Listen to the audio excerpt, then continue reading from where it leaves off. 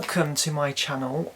Basically I'm going to look at books that I've been reading whilst I have been in quarantine, because I've got quite a lot to discuss. So firstly I would like to take you into my humble abyss of books that have been fascinating, and I have got to say that all the books that I have been reading have been brilliant. To Kill a Mockingbird, which I have always wanted to read for some time, I have finally been able to do so, and I'm very happy to have done so. Basically what To Kill a Mockingbird is it's a tale featuring two children, and they're living with their father, and they're both very young. So one's named Jem Finch, and he's with his sister Jean Louise Finch, and they both live in this house, and I believe it's set in past around about the 50s, and often they get to play with a young boy called Dill who comes over, Dill Harris. So they're in this neighbourhood and everything's going fine, and we sort of get a glimpse into their life, which is basically a playful sort of atmosphere. They also have their maid Calpurnia who looks after them, but we do notice that there are a few things which segregate them from the black people. That is particular within the court.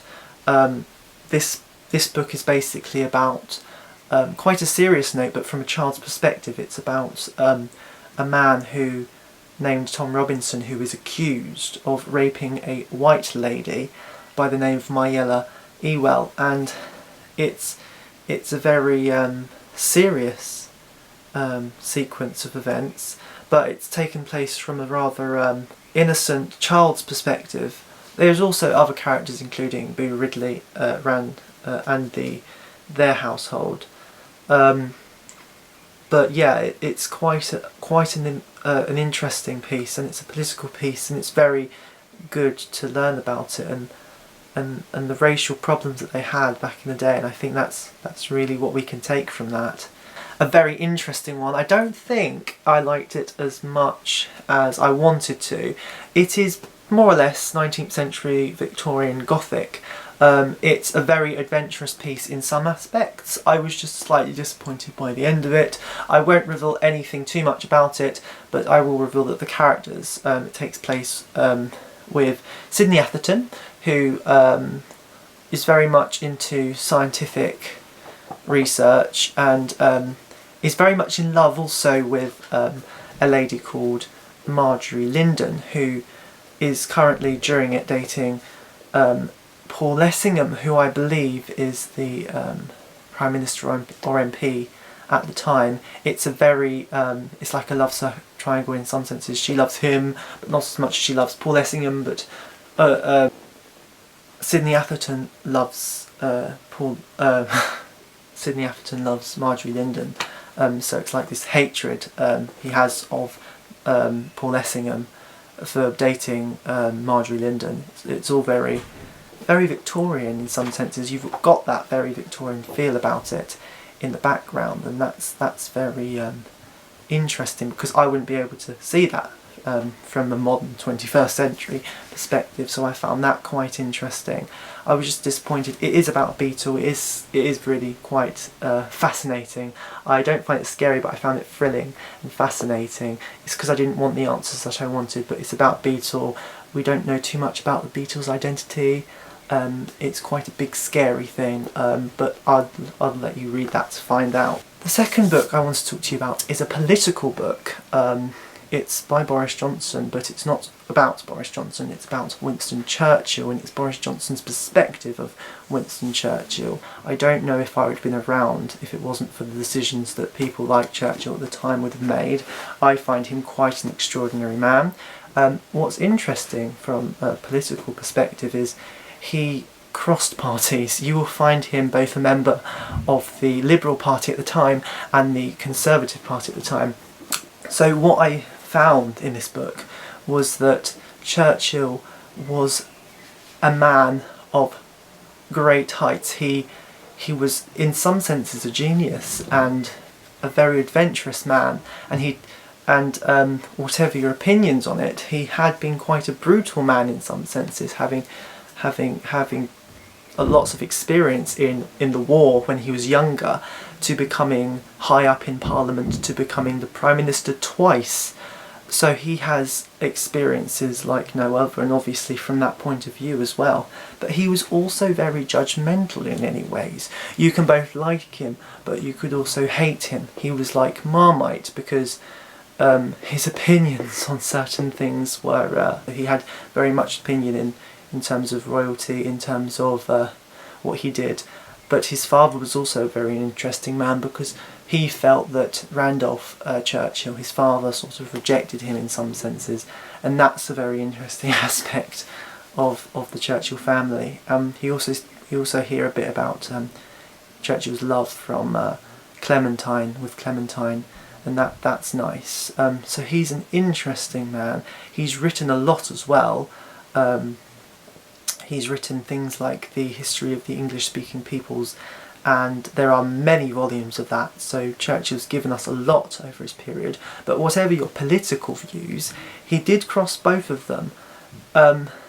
Boris, in some senses, refers to him as quite a selfish individual, or not so much selfish, but more vain in terms of how he went about and became Prime Minister. But was it him who is the reason for winning the war, or even starting the war? Because, I mean, it's such an in-depth look, not starting the war, but encouraging us to fight rather than sign up with the Nazis, with Germany, because of decisions. Decisions had to be made, and I think that's what we can gain from Churchill and what he was all about. The fourth book I want to pick you up on is one of my favourite books. It is H is for Hawk by Helen Macdonald. It is a very good read, and it is non-fiction, and it is basically about Helen Macdonald, who discovers a ghost hawk. She buys a ghost hawk, and it's about her experiences with a ghost hawk. And I really love the language. I really love the way she speaks about living with this creature, how she adapts with it, how she learned with it, and basically how she uses it in some ways to replace the heartbreak of the death of her father, who was a journalist. I think he worked for television for a bit, but she talks about buying the ghost hawk, living with the ghost hawk. She mentions how it's an interesting bird, a unique bird. It's a killer, really. It's after killing for food, and she also speaks about she references Terence White, Mr. Terence White, who also adopted a ghost hawk back in the day. Must have been over 70 years ago. Who was an English teacher, and he speaks about how he uses a ghost hawk, and she basically learns how he does it, and she also sees his errors and his mistakes alongside her errors and her mistakes, because I find her dealing with it as quite a delicate creature, but in the same sense the ghost hawk is a brutal creature, and I've never been one about nature, but she's definitely opened my eyes a bit about birds and nature, which I don't think about a lot, but I was interested to read this one because you could see a real character within the bird, and that was really nice. The fifth book that I've read this month, or whilst I've been in quarantine, is A Handmaid's Tale, because everyone is talking about it. I've not seen it, nor on Netflix or the film that came out in the 1990s. I think it was 1990 itself. But basically, it's a very interesting read. I've also read The Testaments, which I will go through in a minute, but this one is about a handmaid. Handmaids were servants to the household. They often bore the child of the household, so basically it's very explicit, but they sleep with the commander of the household to have the child for the mistress. It's very complicated in some senses, but basically husband and wife of the household. The husband is the commander, but he does not have the wife's child, but the child becomes his wife, but the child actually belongs to, or is the offspring of, the handmaid. The handmaids, I consider them as, it's quite a horrible look on it, but the handmaids are sort of objects, but they have to do the duty of carrying or boring child for the household and for the wife of the commander. And it's quite an interesting look on society. It's a dystopian look on society. It reminds me of George Orwell's 1984, because there are lots of things you can and can't do. Aunts are in charge, they tend to be in charge of handmaids. You've got Marthas, and you've got this whole world which is under surveillance and supervision, and handmaids cannot do things.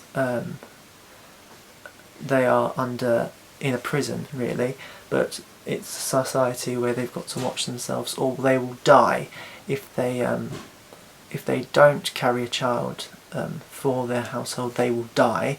If they are found with anyone else that they sleep with, they will die. If they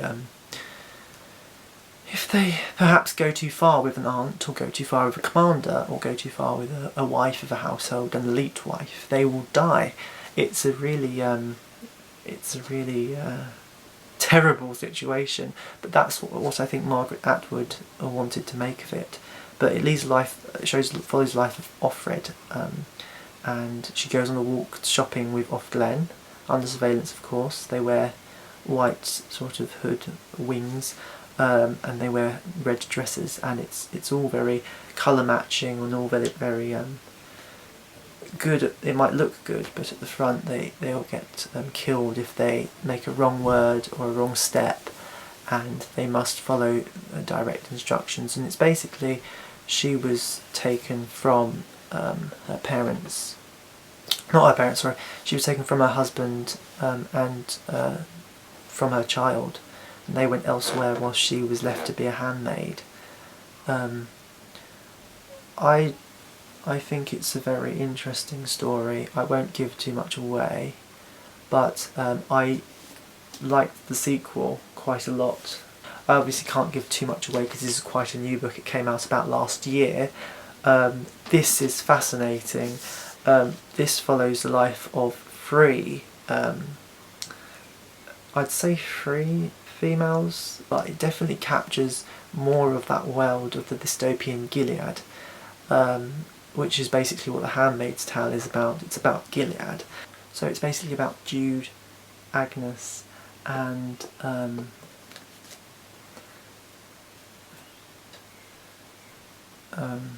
but it's about Jude, Agnes, and Becca, and also it features a lot from the perspective of Lydia, Aunt Lydia as well. You must refer to them as aunts in the house, and it's basically these accounts. What I really like about it is how sort of realistic they make it,